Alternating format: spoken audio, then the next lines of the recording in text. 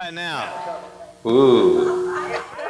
That was a skit. The title of my sermon is You Can't Fix Stupid. So there you go. There they are, Curly, Moe, and Larry. Oh, man. I guess I'm Moe. I'm hitting everybody, and you guys can figure out who the other guys are. So let's kind of backtrack a little bit. Have you ever had to make a decision or been faced with some sort of a really serious kind of a decision you need to make, and you either have no clue what to do, or looking back at it, you realized that the decision you made was totally wrong? Anybody? Say amen? Yeah. There are some days in my life that it just seems literally impossible to know which end is up, much less how to make the right decision. We are incredibly busy people. We are faced with all sorts of decisions every single day, and I find it virtually impossible some days to even know whether I'm making the right decision or the wrong decision. I had somebody tell me the other day, said, "Pastor, you are wise." I said, "I don't see it." Maybe I am. But I think sometimes, in one of the blanks there in your outline, we hear wisdom screaming out at us. And the reason that God's wisdom is screaming out at us is because we're blockheads. Say it with me, I'm a blockhead. All right, show the video, Mike. Show the video.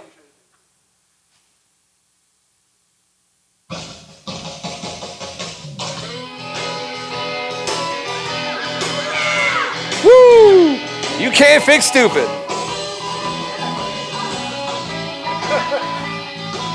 There it is.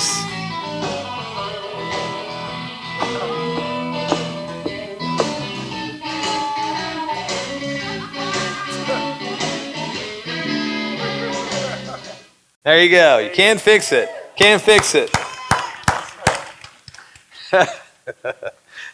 In this text today, I promise you there will be no snakes. I had several people ask me, "Are you going to be doing snakes again this Sunday?" I said, no snakes today. But in our text today, we're going to be beginning to look at chapter 8. And wisdom has become this woman who cries out to us. Now, this call from chapter 8 is quite different from the woman who calls out in chapter 7, right? And this morning, she is calling out to us. And basically, there are 4 wisdom calls in chapter 8. The first one is a call from up on high. This is a call from up on high. I think I have this slide, Mike. There's 4 choices there. There they are. A call from on high. Then there's a call on the path. Then there's a call at the gates. And then a call at the doorway. And these are significant because they almost encapsulate our entire lives. These 4 different calls. And what I did is I listed them there and gave you a blank line where you can kind of write in some of your thoughts as I share what the meanings of these 4 different places are. The first call is the high places, a call from on high. Sometimes this is where we need wisdom the most, is from the high places. Sometimes we need to hear God when things are going well. Because what happens in human nature when things are going well? We don't need God, right? Usually when we're singing along with that song, "Lord, I need you, oh, I need you," is because there's some heavy-duty thing happening in your life.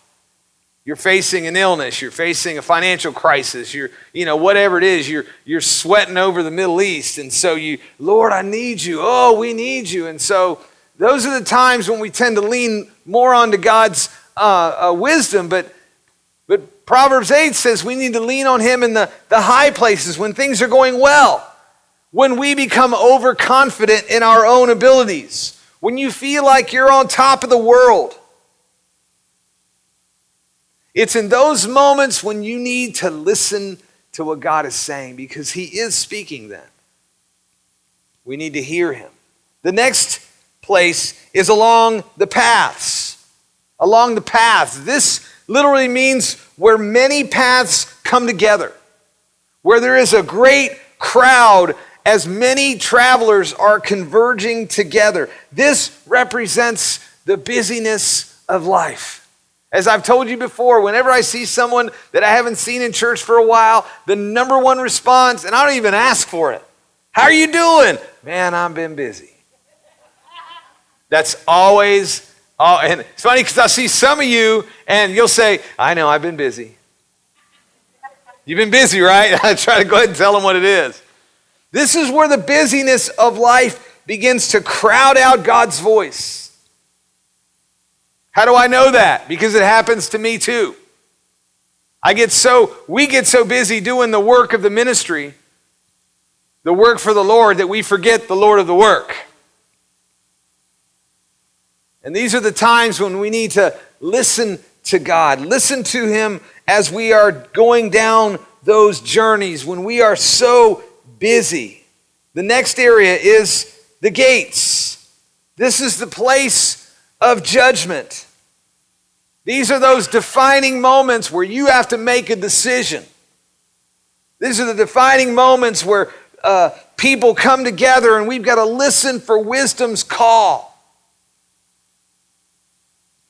When you're at a crossroads, you got to either turn right or left or go straight. You need to hear God's voice at the gate. And then the last area is at the entry or at the doors. At the door. This has to do with our homes. This has to do with needing God's wisdom as we live with family, as we deal with family issues.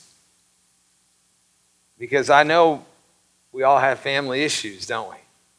There's struggles, there's trials, there's relationship things, there's all kinds of things happen in families extended on down.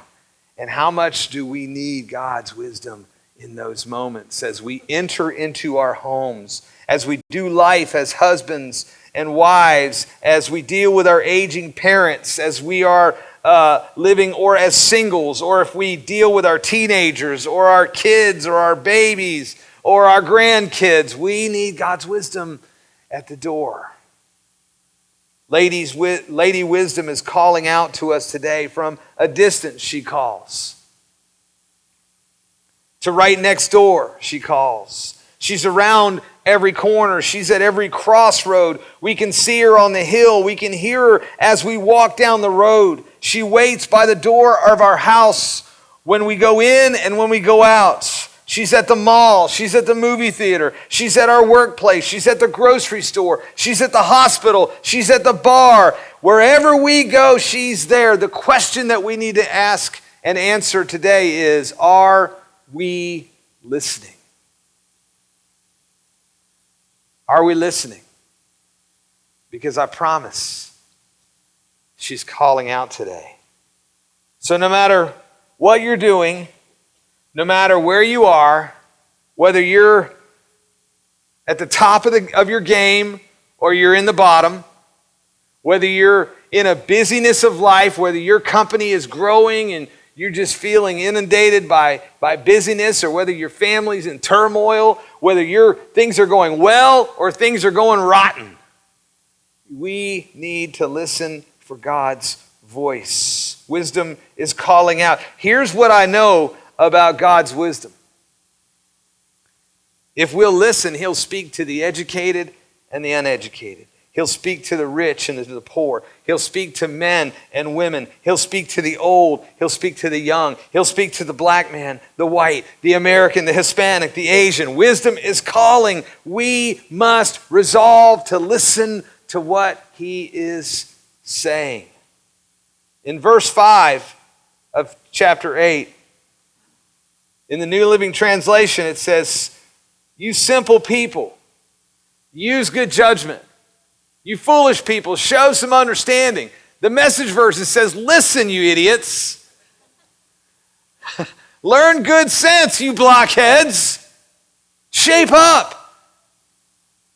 Shape up. How many of you can relate? How many of us have been foolish and made wrong decisions, and really, literally, have we been blockheads? The bottom line is we all need God's wisdom. I can't tell you how many people that have come to me and wanted counseling, and essentially what they are asking for is, God, I need wisdom. I need wisdom. I need to know what decision to make, whether it's a marriage issue, whether it's career choices, whether it's parenting issues, whether it's dating, whether it's theological questions, whether it's a struggle with who God is and all those things. People need wisdom. So God makes a promise to us in verse 6. He says, don't miss a word of this. I am telling you how to live well. I am telling you how to live at your best. Now I'm going to go out on a limb here this morning. I would say that all of us want to know how to live well. Right? I don't know many people that say, I just don't want to live well. I think all of us want to live well. All of us want to be at our best. Am I right? Yeah, we all do. Well, chapter 8 is speaking of the things that are excellent, things that are right, things that are true. God promises that there will be no half-truths. There'll be no deception in his voice. God is not a politician. He doesn't talk out of both sides of his mouth. He's righteous. And what he says is right and true. And you can trust him. You can trust him. In fact, God's wisdom, what God says, is more valuable than any gem you could wear on your finger around your neck. His wisdom is more precious than silver and gold. So what's the catch? God's wisdom is always out there.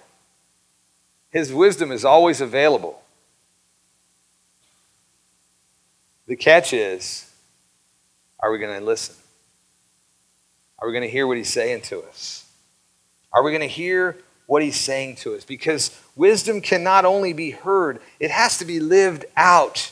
We must prefer wisdom far more than riches. We must long for God's instruction even more than life itself. Jesus said it like this in Matthew 6:33. Seek what?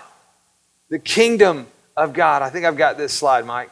Seek the kingdom of God above all else.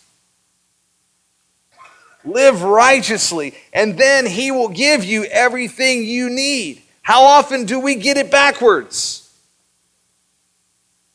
We seek after all the things we need. And then we fit God in there somewhere. Maybe. If we have time. Then we seek after God. So here's the very nature of God's wisdom from our text in verses 12 through 21. And we're going to kind of rest and marinate right in that region. God says, I am Lady Wisdom. I live next to sanity. Knowledge and discretion live just down the street. The fear of God means hating evil, whose ways I hate with a passion, pride and arrogance and crooked talk. Good counsel and common sense are my characteristics. I am both insight and the virtue to live it out. With my help, leaders rule and lawmakers legislate fairly. With my help, governors govern along with all legitimate authority. I love those who love me. Those who look for me find me. Wealth and glory accompany me. Also substantial honor and a good name. My benefits are worth more than a big salary, even a very big salary. The returns on me exceed any imaginable bonus. You can find me on the righteous road. That's where I walk. At the intersection of Justice Avenue, handing out life to those who love me, filling their arms with life, armloads of life. This morning, I want us to look at what happens in the life of a believer when we listen to God's voice. The 4 effects that wisdom has on every believer. First of all, number 1, God's wisdom gives us a good head. Good heads. Right? Right? It gives us right thinking. It gives us good sense. How many of us need good sense? Yeah. His wisdom gets our mind right. I remember in the old movie back in the 60s, Cool Hand Luke. Remember that movie? When he went to prison, and it was the old days when they would break rocks in prison. And if you acted up in the yard, if you did something wrong, they would put you in the hot box. And they would leave you there for days. And they said the reason they would put you in the hot box is so you could get your mind right. Is a failure to communicate. And so they'd put you in the box to get your mind right. Well, sometimes God lets us sit in a box to get our minds right. But God says His wisdom will give us that right thinking. He says, I am Lady Wisdom. I live next to sanity. Knowledge and discretion live just down the street. Good counsel and common sense are my characteristics.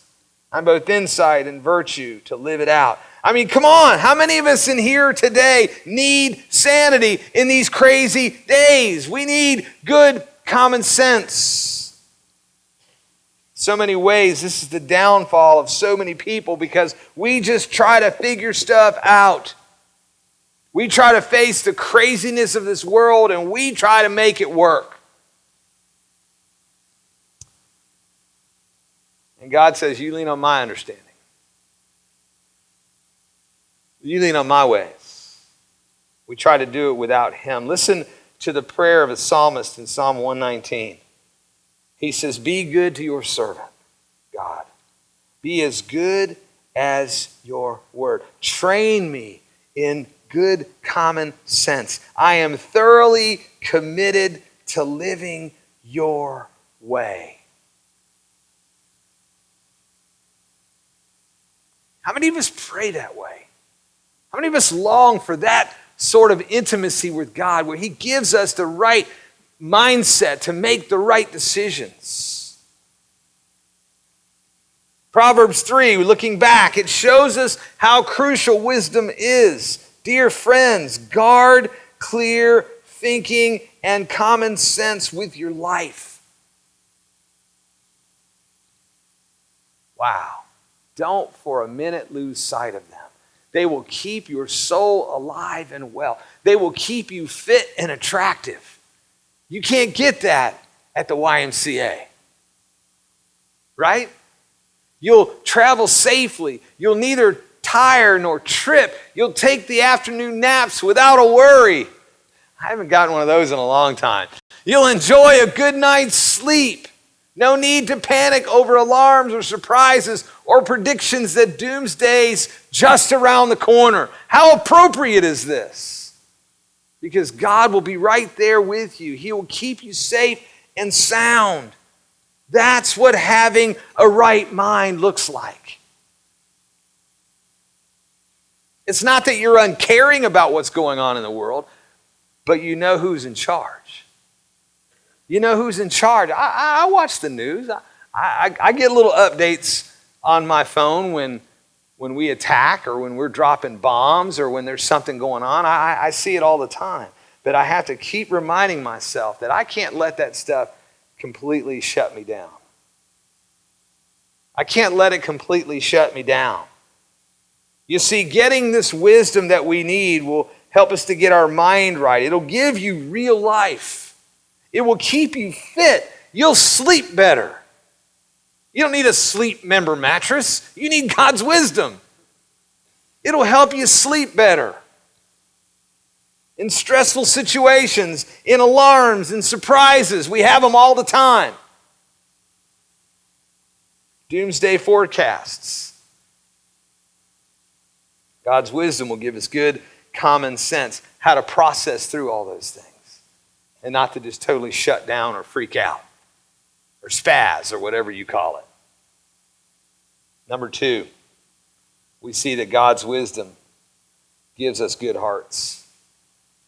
Not only does it make our minds right, but it also changes our hearts, doesn't it? Again, we see that the Proverbs are repetitive, that God hates pride. Remember the deadly vipers we talked about. I'm sorry, I did mention snakes again today. My bad. In our text, it says, the fear of God means hating evil, whose ways I hate with a passion, pride and arrogance and a crooked talk.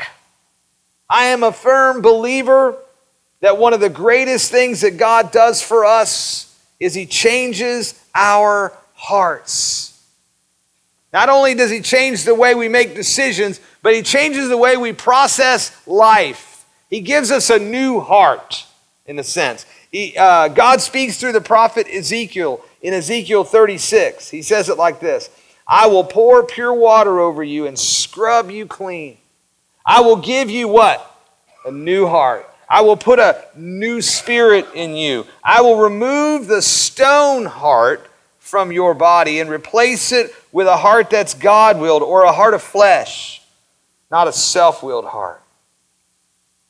He says, I'll put my spirit in you and make it possible for you to do what I tell you and live by my commands.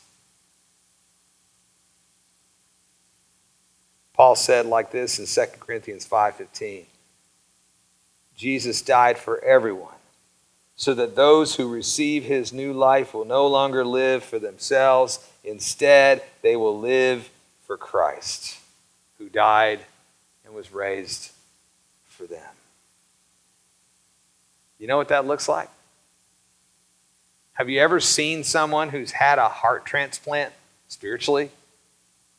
Have you ever seen someone who's had a life change, who received Christ and it really, really changed who they are? I mean, they had a true heart change. I see several in here today who've had that incredible relationship transformation. You met Christ and he came in and he totally revolutionized your life. You're not the same person anymore. It's refreshing to see someone who used to walk one way, they begin to walk with Jesus, and just watch him on Facebook. There's a young man that we baptized a couple weeks ago named Wally. And that dude's on fire for Jesus now. And I knew him when he was in my youth group, and he was a scoundrel. And he'll tell you that. I'm not telling on him. He'll tell you. He was trouble. And his family have been praying for him and crying over him. And Wally just will not listen to God. And he was a hardcore. And something snapped. Jesus snapped him. I mean, he got baptized the other night. And I'm telling you, he is a new person. And I was watching his face. And he even sent out a message to all of his friends, said, look, if you don't like the things I'm posting, unfriend me. I really don't care. He said, you're not going to see the stuff I used to be anymore. Yeah, that's a transformed life. That's a person who's had a heart change. It's refreshing. I watch them when they worship. When they used to come in at first, it was like this. They're just here because they're fulfilling an obligation. And then suddenly Jesus changes their hearts. And then it's like this. Well, maybe not at first. First it's like, and then it's like, and then the hands are up and you just don't care anymore. That's a heart change. That's a heart change. I watch them as they respond to God. They're not the same because their heart is right. Your heart is no longer self-willed. It is now God's will. I remember when my heart changed. I didn't care anymore what my friends said. Didn't matter to me. I didn't want the things of my past anymore. I didn't want alcohol anymore. It wasn't for me anymore. My heart had changed. I would go out with friends and they'd drink all around me. I didn't want it. All I wanted to do was talk about Jesus, which ran most of them off. It's a heart change. Next, our text shows us that God's wisdom makes us gracious. We become merciful. We become compassionate and kind. I read a post this week from a guy who attends church here when he's not in Saudi Arabia. He's a contractor and he works there. And usually if I see a really long post that says see more, you got to hit the button. I have a hard time. I'm a flipper. I scroll through. But I started reading just the beginning of it. And he was asking for Christians to pray for the Muslims in Saudi Arabia and in Iraq and in Iran. He said because of this group, the ISIS, the things they're doing to their own people, even the Muslims are being persecuted. And he said, so often Christians, we think Muslim, evil, they're just the devil. He said, but not all of them are like that. He said, some of them are really good, sweet, loving people who don't know Jesus yet. He said, so as Christians, we need to have compassion, not only on the Christians over there that are being persecuted, but also for the kind people who love their neighbors and who are just good people who haven't met Jesus yet. And it's like I'm reading this and I'm going, wow, I never really thought about that. I mean, I have, but it never really clicked in my head till I read that. See, God's wisdom leads us in that direction. It helps us to become compassionate and kind. Our text says it like this: with wisdom's help, leaders rule and lawmakers legislate fairly. With my help, God says, governors govern along with all in legitimate authority. In other words, God's wisdom helps us to become kind and benevolent. He enables us to be merciful and compassionate. Imagine if our government were to lean on God's wisdom as they legislated and governed. Imagine a government without corruption. Wouldn't that be nice? Imagine a church who would lean on God's wisdom as we go into all the world. I think we go into all the world and we pick and choose who we want to minister to. Paul describes what being gracious looks like in his letter to the Philippians in Philippians 2:4. He said, is there any encouragement from belonging to Christ? Is there any comfort from his love? Is there any fellowship together in the Spirit? Are your hearts tender and compassionate? Then truly make me happy by agreeing wholeheartedly with each other, loving one another, and working together with one mind and purpose. Don't be selfish. Don't try to impress others. Instead, be humble, thinking of others as better than yourselves. Don't look out only for your own interest, but take an interest in others too. Imagine a society like this. I think this would transform our world. I really do. I really do. If governing bodies would operate with that sort of a mindset. Nowadays, when there's something in legislature and they're voting on it, there are so many add-ons. There's so much. It's just so confusing that nobody knows. Nobody can figure it out. We have totally turned this thing upside down. I think we need to just wipe it clean and start over. And that's not going to happen. But I imagine a society that truly governs with God's wisdom would be a society that is gracious toward one another. Lastly, Proverbs 8 reminds us that God's wisdom makes us grateful. We don't do grateful very well, do we? Let's be honest. We're always competing with the Joneses, so to speak. We're not grateful. And really, this feeds the others. As a result of God's wisdom, we can develop a deep appreciation for any and everything that God provide. So our text says this: I love those who love me.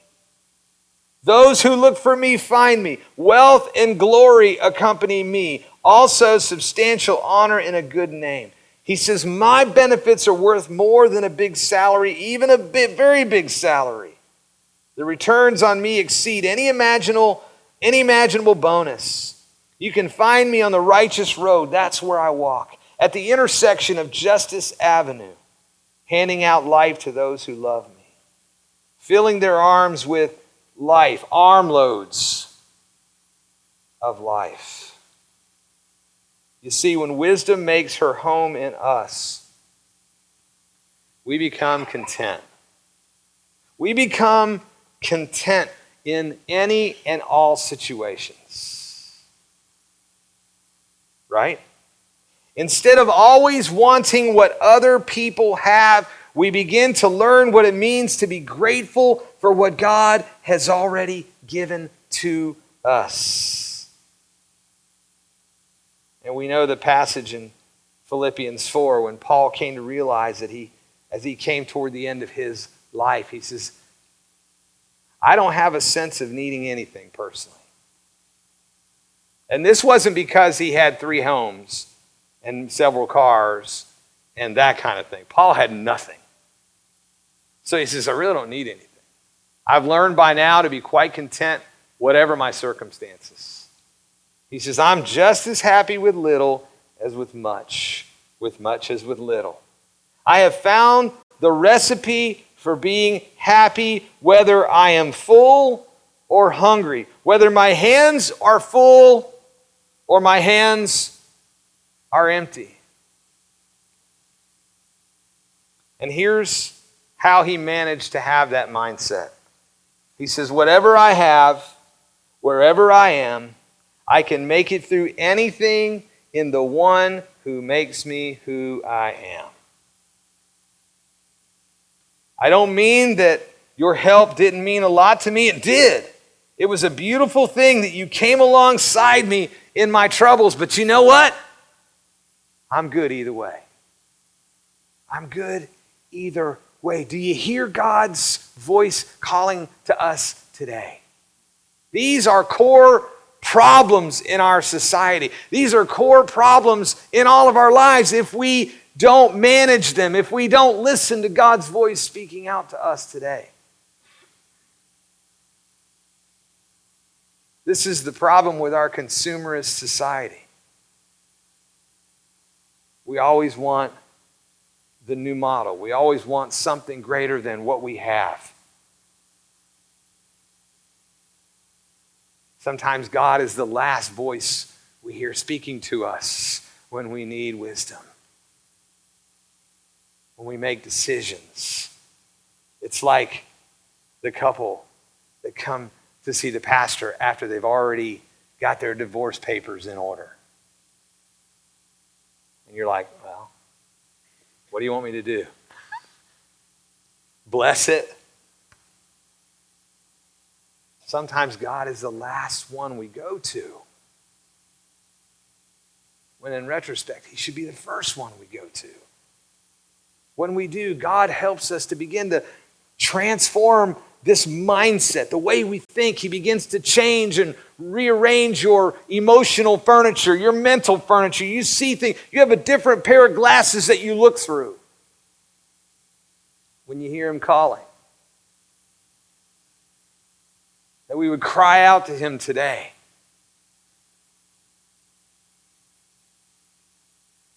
We need him desperately. We need him desperately. Jacob, if you would come. Let's pray.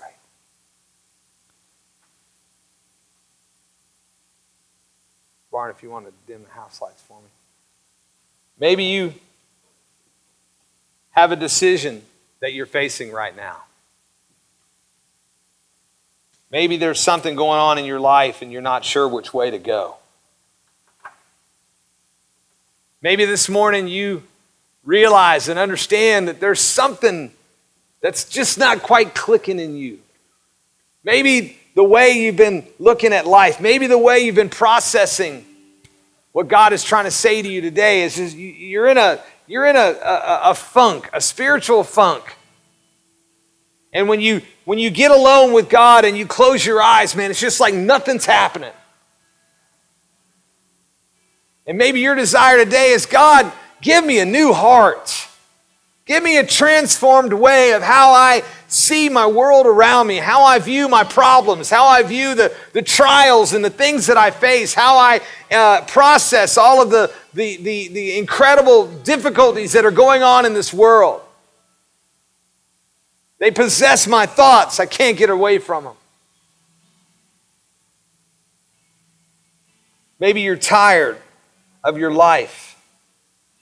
Maybe you've been that blockhead and you need God's wisdom today. You don't know where to turn. Today I ask you to cry out to Him.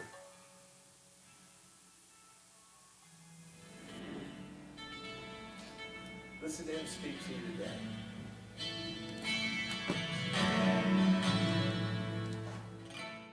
Would I come? I confess how we I find my rest. Without you, I fall apart. You're the one that guides my heart.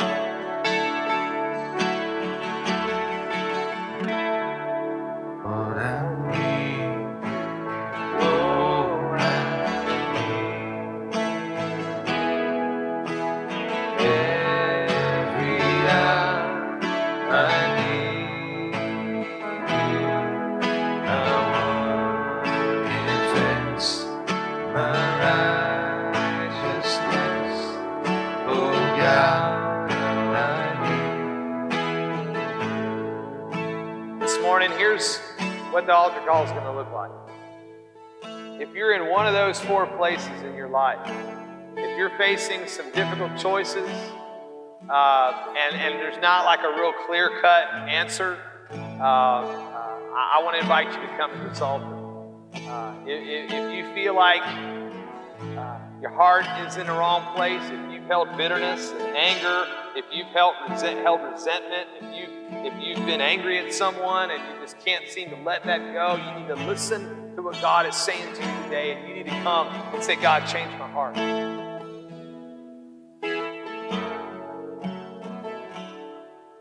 If you're that person that just, you've always got to have something different, whether it's a spouse or a house or a car, and it just nothing seems to satisfy you, I want to invite you to come and say, God, help me to be grateful for that which you provided, and for me to be content in any and all situations.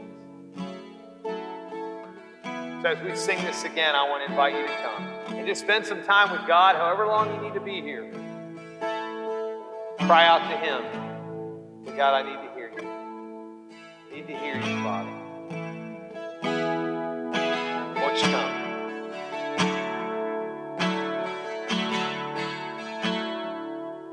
I come, I confess, bowing here, I find my rest. Without you, will I fall apart. You're the one that guides my heart.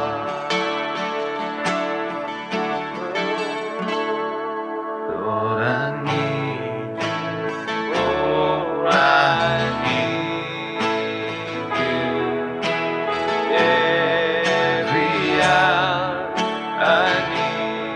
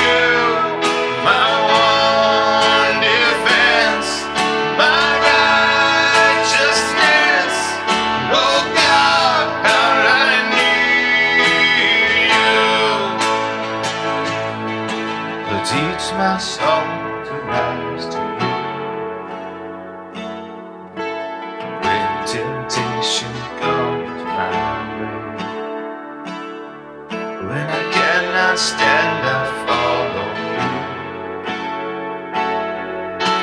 Jesus, you're my hope and stay. You're my stay. Lord, I need you. Oh, I need you. Every hour I need you. My one defense, my righteousness. Oh God, how I need you. You're my one defense, my righteousness. Oh God, how I need you. My one defense, my righteousness. Oh God, I